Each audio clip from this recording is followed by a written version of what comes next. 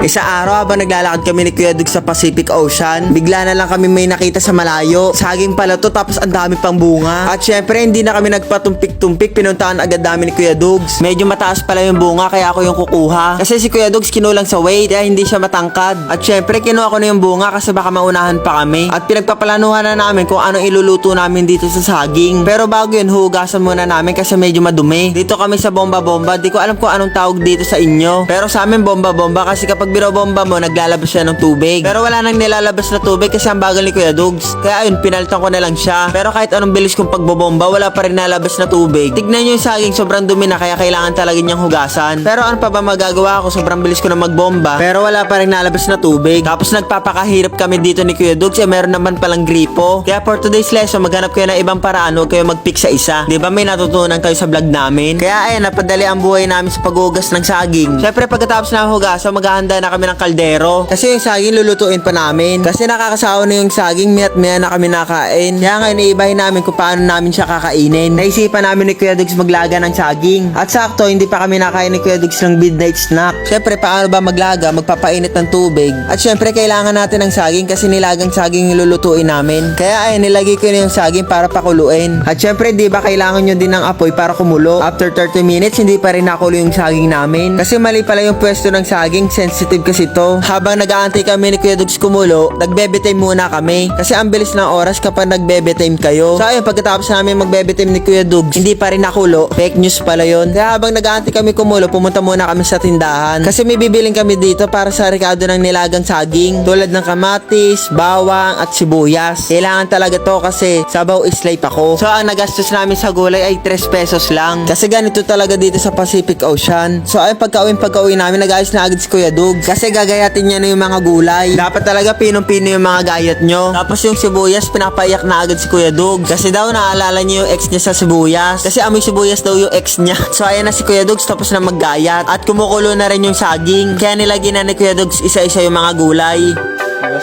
So ayan na, ilagay na ni Kuya Dugs yung mga gulay. Aantay na lang ulit makulo. So after 1 month, luto na yung saging namin. Grabe, sobrang tagal namin pinakuluan para lasap na lasap yung gulay. Tapos ayan, nilabas na ni Kuya Dugs yung bahaw na kanin namin. Kasi ang sarap ng bahaw kapag mainit na sabaw ang kapares. So syempre, binuhos na namin yung mainit na sabaw sa bahaw na kanin namin para lumambot. So mga bata, wag na wag nyong gagayain to kasi mga eksperto lang gumagawa nito. So ayan, dinudurog na namin yung bahaw namin. At ang first bite mula kay Kuya Dugs. Grabe, sobrang sarap. Syempre, susubukan ko rin si Kuya Dugs. Give and take kasi yung relation namin kaya sobrang healthy namin. So ang next na titikman natin yung karne. Ay, ang ibig sabihin ko yung saging pala. Dapat kapag kukuha kayo, dapat sobrang ingat nyo para hindi kayo mapaso tulad ni Kuya Dugs. Buti na lang nandito ako para gumaling agad yung kamay ni Kuya Dugs. So ayan, nag-unboxing na si Kuya Dugs pero sobrang init talaga. Buti na lang nandito ang boy best friend niya.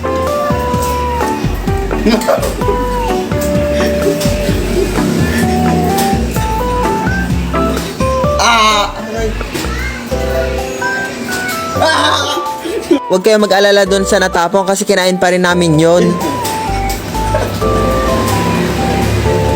Ayan.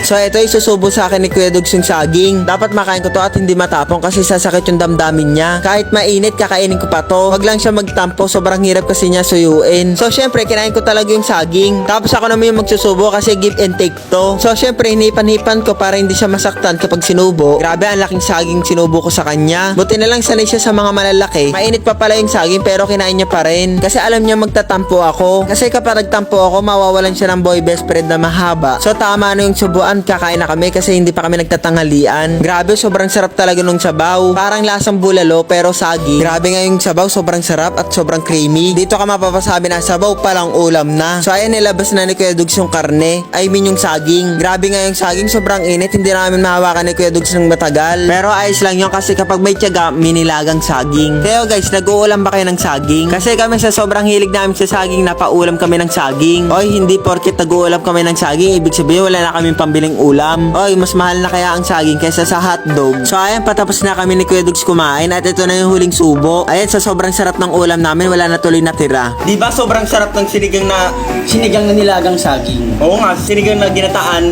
na saging. Napakasarap. Try nyo mga kabarbie. Sabaw pa lang una. Ay, mga kadugyot pala. Tama.